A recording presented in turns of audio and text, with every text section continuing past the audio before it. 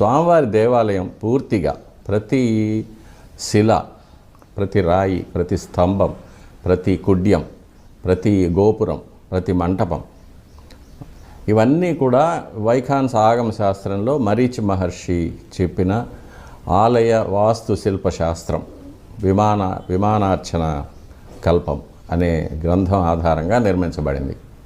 ఇందులో వేరే ఎటువంటి వేరు పద్ధతులు కానీ లేక వేరు సాంప్రదాయాలు కానీ ఎక్కడా మనకు కనిపించదు.